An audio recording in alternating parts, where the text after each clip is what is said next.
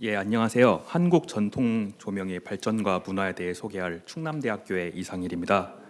오늘 이 자리에 발표를 하게 되어 영광으로 생각합니다. 저는 고대 고고학을 전공을 하고 있으며 주로 과거 실내 공간의 복원을 연구하고 있습니다. 현대의 조명을 다루는 이번 워크숍과는 조금 거리가 있지만 이번 워크숍 주제인 도시 조명의 미래에 앞서 조명의 과거에 대해서 다뤄보는 것도 흥미로운 기회가 될 수 있을 것 같아 이번 발표를 준비해봤습니다. 조명의 중요성에 비해서 그 역사에 대한 연구는 동양과 서양 모두에서 큰 관심을 받지 못하고 있습니다.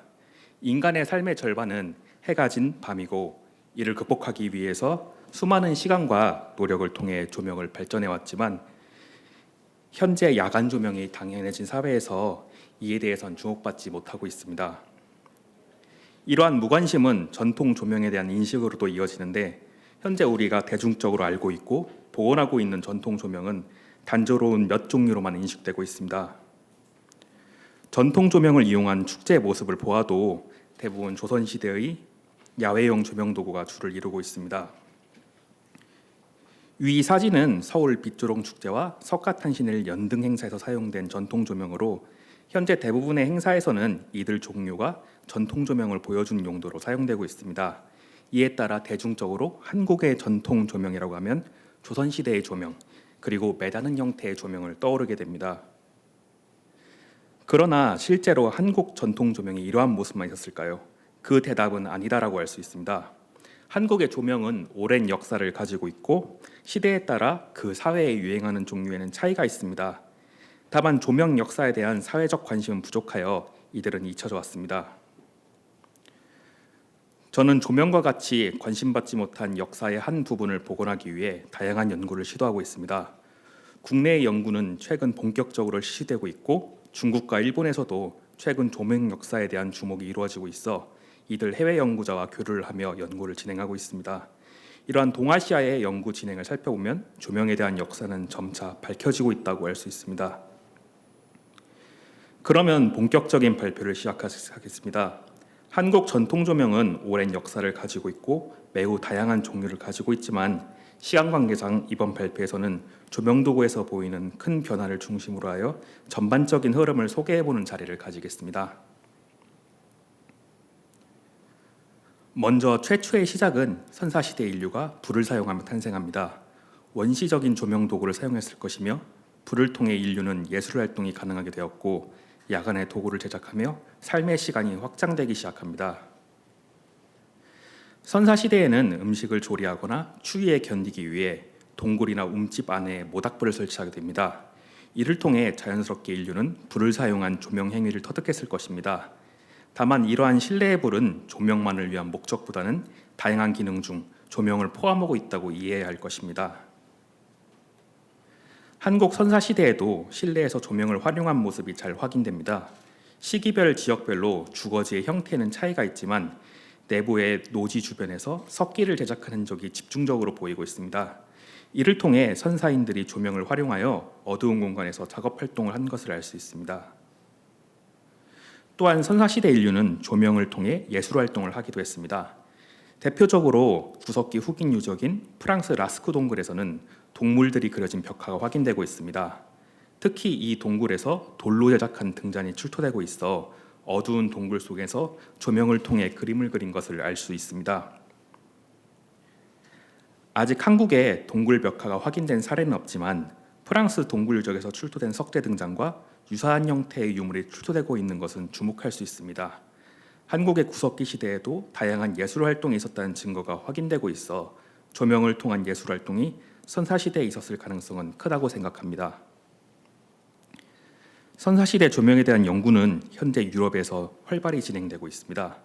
등잔 잔류물 분석을 통해 사용했던 연료를 찾아내고 재현 실험을 통해 선사시대 조명 방법에 대한 복원이 실시되고 있어 앞으로 한국에서도 이러한 연구가 지속되길 바랍니다. 그럼 본격적인 조명의 첫 단계는 원상국 시대부터 시작합니다. 이 시기 온전히 조명 용도로 제작된 도구들이 출현하고 있으며 국제적인 교류를 통해 중국에서 유행한 형태의 조명 도구가 한국에서도 확인됩니다. 다만 조명 도구가 모든 계층에 확산되지 못하였고 일부 상위 계층만이 조명 도구를 사용할 수 있었습니다. 가장 주목되는 자료는 북한 지역 평양 일대의 고분에서 보입니다. 이 시기 무덤에는 일상생활에서 사용하던 물건들을 묻는 풍습이 있었는데 그 중에 하나로 조명 도구가 확인됩니다. 이 조명 도구는 크게 두 종류로 나뉘는데 기본적으로 받침대가 달린 형태에서 여러 개의 팔을 통해 동시에 다수의 광원을 사용하는 종류와 단일 그릇을 가지는 종류입니다. 특히 여러 개의 팔이 달린 종류는 당시 중국에서도 유행했던 형태입니다. 한국보다 화려한 형태를 띠고 있지만 기본적인 구조는 유사합니다. 이것을 통해 고대 한국의 조명 문화가 국제적으로 활발히 교류하고 있다는 것을 알 수 있습니다. 또한 조명 도구가 출토된 고분에서는 화려한 귀족 문화를 엿볼 수 있는 유물들이 함께 확인되고 있습니다. 이러한 점을 종합하면 당시 특권층을 중심으로 화려한 삶 속에 조명 도구가 함께했음을 알 수 있습니다. 두 번째 단계는 삼국시대와 통일신라시대 초반으로 이 단계에 들어서면 조명 도구의 형태에서 다양한 분화가 발생합니다. 연료 역시 기존에는 동물성 연료가 주를 이뤘다면 식물성 연료도 본격적으로 사용되기 시작합니다. 조명의 용도 역시 다양화되는 시기로 조명 문화에 있어 혁신과 발전이 이루어집니다. 대표적인 종류에 대해 알아보면 먼저 여러 개의 잔을 들 수 있는 등잔을 들 수 있습니다. 이들은 한반도 서부와 남부 지역인 신라와 가야 지역에서 출토되고 있습니다. 그리고 한반도 북부 지역인 고구려에서는 중국의 영향을 받은 종류, 그리고 투박한 형태의 등잔이 주를 이루고 있습니다. 한반도 서남부의 백제의 경우 작은 접시 형태의 등잔이 확인되고 있으며 이동을 위한 등잔도 출토되고 있어서 각각의 국가에서 다양한 형태의 조명 도구가 동시에 존재하고 사용되었음을 알 수 있습니다. 대표적인 종류에 대해 알아보면 먼저 여러 개의 잔이 달린 등잔을 들 수 있습니다. 고분에서 주로 출토되며 그 중에서도 특히 망자가 죽은 뒤에 사후세계로 가져갈 물건을 놓는 부장품 공간에 놓여집니다. 일반적으로 이전 단계에서 보이는 동시에 여러 광원을 사용하는 조명도구의 특징을 계승하고 있는데 기능적인 발전이 일어납니다. X선 촬영 결과 각각의 잔이 하부의 관으로 연결되어 있어 한 곳에만 기름을 부어도 모든 곳에 공급할 수 있음을 알 수 있습니다. 세부적으로는 시간이 지나가면서록 점차 잔의 개수가 증가하고 등잔에서 장식성이 강화되는 특징을 보입니다. 다음으로 작은 그릇 형태의 조명 도구입니다. 이 형태는 이후 근대까지 사용되는 한국 조명 도구의 기본 형태가 됩니다. 이 종류는 불교 사찰에서 다수 밀집하여 출토되는 특징을 가지고 있습니다. 이를 통해서 불교의 도입과 함께 부처님께 등을 바치는 연등 공양의 풍습이 도입되었음을 알 수 있게 합니다. 이 종류는 내부에 다양한 구조물을 가지고 있는데 여기에 남겨진 그을음을 통해서 다양한 점등 방법이 있었음을 알 수 있습니다. 연료의 종류에 따라서 세부적인 사용법의 차이를 보였을 것으로 보여 과거 사람들이 연료를 효율적으로 이용하려고 했던 노력을 알 수 있습니다. 그릇 형태의 등잔에 출현하며 이를 위한 받침대 역시 출현하게 됩니다. 효율적인 조명을 위해서는 광원을 높은 곳에 위치하려는 노력에서 뒷받침된 것으로 많은 경우 나무로 제작했기 때문에 현재 유물로 찾아볼 수는 없지만 청동이나 철로 만든 종류는 유물로 확인되고 있습니다. 조명 도구가 본격적으로 보급되며 이동하면서 사용할 수 있는 종류도 출현되게 됩니다. 횃불과 같은 형태, 그릇 형태의 등장에 손잡이를 부착한 형태가 존재하는데 이동 중에는 쉽게 기름을 보충할 수 없어 상대적으로 큰 형태를 띠고 있습니다. 특징적으로 심지의 고정과 화재의 방지를 위해서 심지를 놓는 칸을 따로 분리해서 만든 경우도 있습니다. 지금까지 알아본 것 같이 이 시기는 조명 도구의 다양화와 보급을 통해 조명 문화의 변화가 발생하게 됩니다. 왕실과 귀족 사회에서 조명은 일상적인 모습이 되었으며 국가제도의 정비와 문서 행정의 발달 속에서 조명 도구가 적극적으로 사용됩니다. 또한 단순히 어둠을 밝히는 기능이 아닌 상징적, 종교적인 기능이 부여되고 있어 이 단계는 조명 문화에 있어 새로운 획기라고 할 수 있습니다. 다음은 3단계는 고려 시기로 토기로 만든 조명 도구가 주를 이루던 이전 단계와 달리 청동 조명 도구도 활발히 사용됩니다.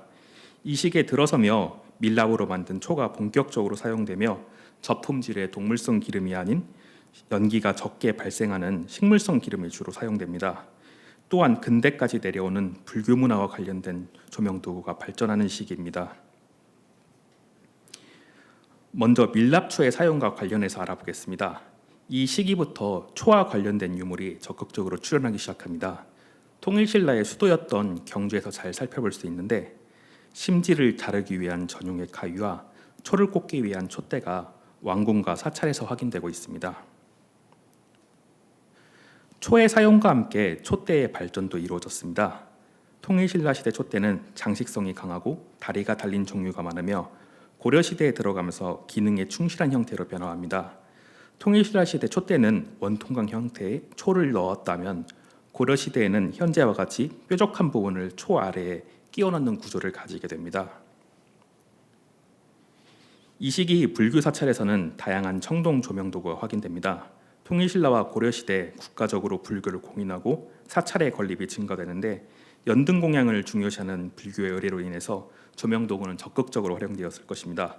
이 때문에 사찰에서는 청동으로 만든 많은 수의 등잔과 초를 꼽기 위한 촛대가 일상적으로 확인됩니다. 불교와 함께 보급된 새로운 조명 도구로는 석등을 둘 수 있습니다. 석등은 어두운 곳을 밝히는 실용적인 성격과 중생의 마음에 불법을 밝히는 신앙적 의미를 가지고 있습니다. 불교 사찰에서 석등은 필수적인 요소로 다양한 형태의 석등이 제작되어 현재까지 사찰에서도 쉽게 찾아볼 수 있습니다.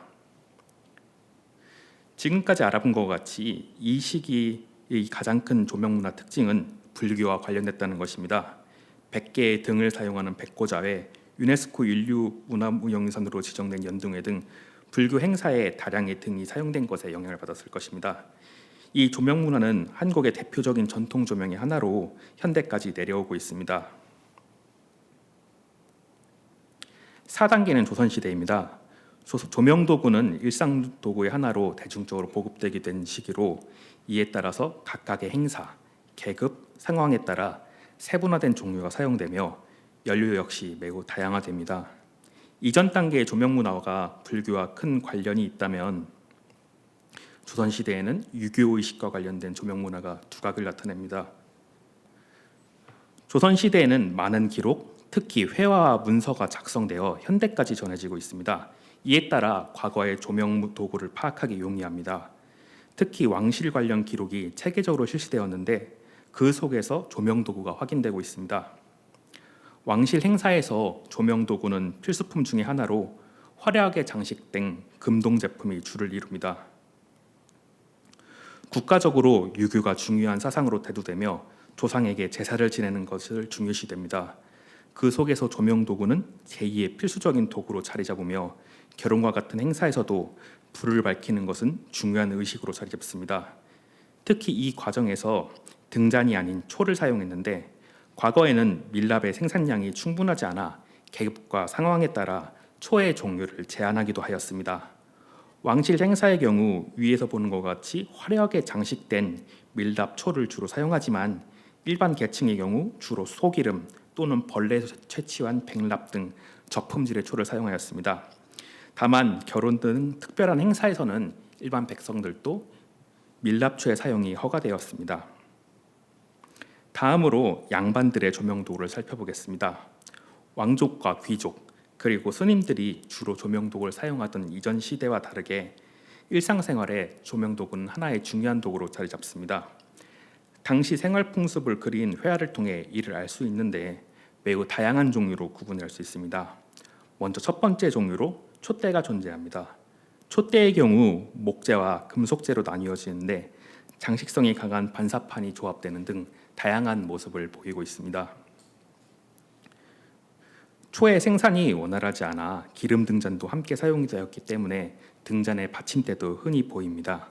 기본적으로 촛대의 구조가 유사하지만 기름의 효율적인 사용을 위해서 등잔을 약간 기울인 형태로 거치되는 사례가 많습니다. 또한 다음 종류로 간접적인 조명에 위한 목적과 바람에 의해 불이 꺼지는 것을 막기 위해서 나무틀에 종이를 바른 좌등도 사용됩니다. 특히 이 시대에는 이동형 등잔이 적극적으로 사용되고 다양한 형태가 확인됩니다. 막대기에 틀을 매단 형태가 대표적인데 내부에 초를 넣고 바람을 막기 위해 종이나 천으로 틀을 감싼 제등이 존재합니다. 기능적인 노력을 꾀한 사례도 존재하는데 조명의 세기와 투사거리를 넓히기 위해서 마치 현대의 손정등과 같이 빛을 한 곳으로만 비추는 조적등이 존재하고 있습니다. 지금까지 알아본 양반들의 조명 도구들이 신미적이고 다양한 형태를 띠고 있는 것에 비해 서민들의 조명 도구는 단순하고 투박한 형태를 띠고 있습니다. 초보다는 기름 등잔이 대부분을 차지하고 있으며 단순한 형태의 목재 받침대가 주로 조합됩니다. 이 밖에 특징적인 이 시대의 조명 도구를 살펴보면 먼저 벽에 걸 수 있는 형태의 조명 도구가 확인되고 있습니다. 또한 품질 좋은 돌로 만든 조명 도구도 조선시대의 특징이라고 할 수 있습니다. 이 석등은 특히 조선의 당시 특산물로 유명했던 것으로 보이는데 중국 사신들이 한국에 오면 꼭 이 석등을 선물로 요구한 사례들이 많습니다. 이제 전통 조명의 마지막 단계입니다. 전통 조명은 근대에 새로운 문물이 들어오면서 마지막 단계에 들어섭니다. 화석 연료와 전기의 도입은 새로운 조명 문화를 불러왔고 조명도구의 형태에도 큰 변화를 주게 됩니다. 이러한 신문물은 대도시를 중심으로 보급되어 도시 경관과 삶의 모습을 변화시키게 됩니다. 다만 교외 지역, 시골의 경우 현대 인프라가 갖춰지기 전까지는 전통 조명이 오래까지 이어집니다. 먼저 연료에 있어서 기존의 동물성, 식물성 기름이 아닌 화석 연료로의 대체가 시작됩니다. 화석 연료는 휘발성이 강한 특징을 가지고 있어 전통적인 기름 등잔의 형태에서 뚜껑이 달린 밀폐식 구조의 등잔이 요구되었습니다. 또한 기름의 흡수성이 강하기 때문에 도자기 또는 금속 재질의 등잔을 사용하게 됩니다. 다만 문화의 수용 속도 차이에 인해서 연료와 등잔 형태에는 변화가 발생하였지만 그 받침대는 전통적인 구조를 답습하는 모습을 보입니다. 점차 새로운 문물의 파급이 가속되며 등 자체의 형태에도 영향을 미치게 됩니다. 기존의 전통 구조의 뚜껑과 재질만을 변화한 것에 그치지 않고 조명도구 자체가 서구식으로 변화하게 됩니다. 특히 새로운 연료는 전통 연료보다 수급이 용이하고 조명 시간과 강도에서 절대적인 우위를 가지고 있기 때문에 전통 조명은 빠르게 대체되고 사라지게 됩니다. 전기를 사용하는 조명 역시 한국에는 빠르게 수용되었습니다. 개왕과 함께 미국과 수교하게 되며 조선의 사절단이 1883년 미국에 파견되게 됩니다. 이 사절단들은 서양의 발전된 문물과 전기를 동력으로 한 조명을 접한 뒤 한국에 돌아와 전기의 도입을 추진하였습니다. 이에 1884년 미국의 에디슨 전기회사와 계약을 하여 1887년 최초의 전기등이 경복궁 궁궐에서 점등을 시작하였습니다. 주목할 만한 사실은 최근 궁궐 내 유적 조사를 통해 당시 설치되었던 발전소의 유적과 전기와 관련된 유물들이 발견되고 있어서 매우 주목받을 점입니다. 빠르게 수용된 전기등은 밤의 모습을 극적으로 변화시켰습니다. 가로등이 도처에 설치되고 야간 조명을 즐기는 문화도 탄생하게 됩니다. 궁궐이 개방된 후에는 사람들이 궁궐 안에서 야간 꽃놀이를 즐기는 등 이전에 없었던 새로운 조명 문화가 나타나기 시작합니다. 도심에서도 가로등이 설치되고 조명을 갖춘 근대식 건물이 도입되며 서울 밤의 모습을 크게 변화하였습니다. 거리 상점의 간판에 불이 들어오고 사람들은 야간에도 상업활동과 문화생활을 쉽게 누리게 되었습니다. 실내 공간에서도 전등을 통해 밝은 빛을 누릴 수 있게 되었습니다. 천장에 달린 전등은 과거와 비교할 수 없는 강한 빛을 내뿜었고 식당과 상점은 야간에도 영업하게 됩니다. 근대식으로 새로 지어진 가정 내에서도 전등은 필수적으로 설치되게 됩니다. 근대에도 많은 부분, 특히 의복과 식생활들은 전통적인 모습을 오랫동안 유지해왔지만 전등이 주는 편의성은 너무나도 뛰어난 것이기 때문에 전기가 도입된 지 50년도 되지 않아서 전통 조명은 역사 속으로 사라지게 됩니다. 지금까지 한국의 전통 조명의 역사와 문화에 대해 알아보았습니다. 전통 조명은 원시적인 도구를 사용한 선사시대에 시작하며 이후 조명 도구가 출현하고 이들이 다양한 모습으로 변해왔으며 분화와 발전을 거쳐갔습니다. 이후 최종적으로 신문물의 도입으로 전통 조명은 소멸하게 됩니다. 짧은 시간으로 인해 오랜 역사를 가지고 있는 전통 조명의 모든 모습을 보여드리지 못해서 아쉬움이 있습니다. 다만 전반적인 흐름에 대해 설명할 수 있었던 것은 매우 뜻깊었다고 생각합니다. 앞으로도 전통 조명에 대한 많은 관심을 가져주셨으면 하는 바람을 끝으로 발표를 마치겠습니다. 예, 감사합니다.